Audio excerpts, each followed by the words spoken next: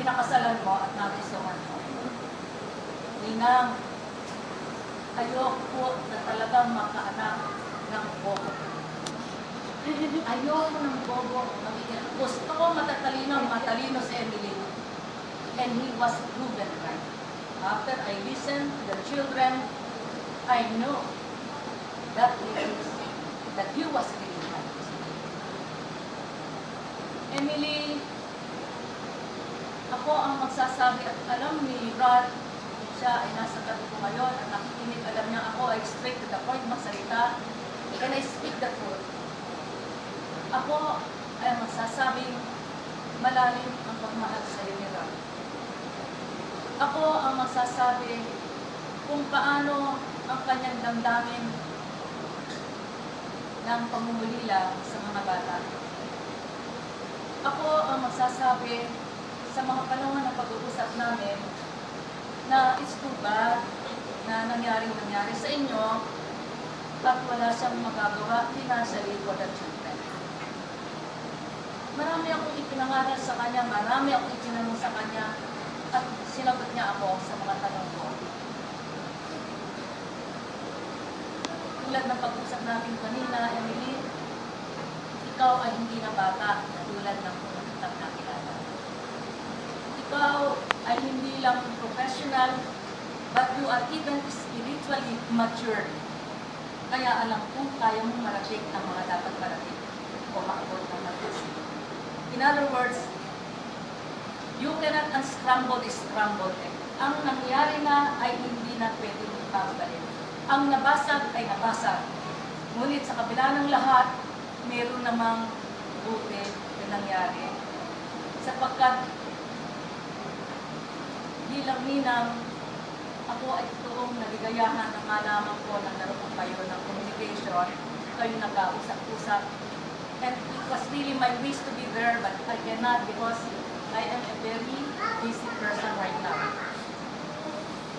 Ang isa sa mga naikukwento ko rin, ilang araw siyang na ospital. At itong mga huli kong ipinaw sa Facebook, ang unang-una kong mga pinaka-recent kong ipinaw sa Facebook ay ang sinasabi kong redemptive suffering. Ano ba ang redemptive suffering sa Tagalog? Ang ibig sabihin nito ay ito ay yung paghihirap na tumutubos. Ito yung paghihirap na nagpapalaya. No? So, nag-live po si God dito. That was November 11.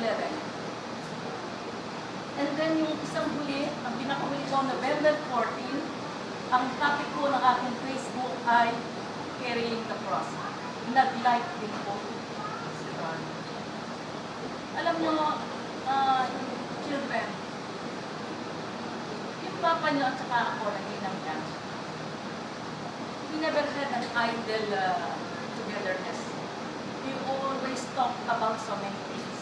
We talk about politics, we talk about theology, we talk about philosophy, and eventually, it will always end up with a talk about the family and about your children, about them.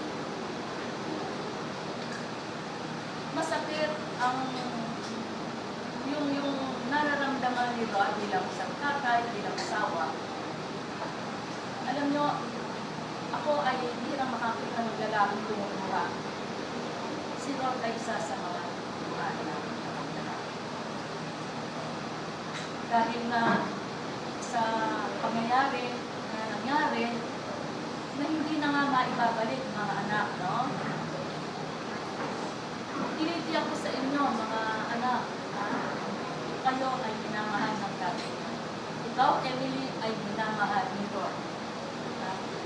Isang kasawi ang palad muli na sasabihin ko na sa panahon na kayo ay nakakaroon ng hindi pag-unawaan ng napakalalim, umabot sa lalim, wala pong matandang sa pamamagitan sa inyo.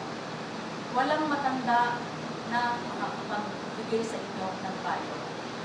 At tinitiyak ko sa mga panahon niya na nandun ako, tiyak akong bibig na mangangaral at kung kailangan magbitaw ng mga masakit na salita, ngunit Hindi ako tolerant kanina. Ako ay objective. Tama yung sinabi kanina ng isa sa mga bata. Wala nang sisihan. Wala nang finger pointing. Ang nangyari ay nangyari na.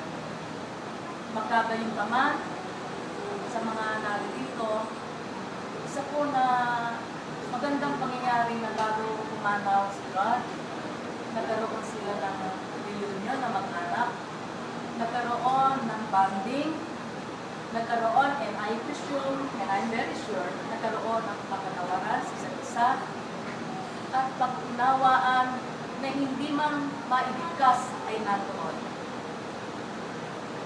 Ako ay tuwang-tuwa sa inyo mga anak. Kaya tama sinasabi ni Rod, Ninang, kaya kung pinangasawa si Emily, ayokong bobo ang anak ko. Brilliant ang gusto ko sa mga anak ko. Matalino si Emily, Ninang.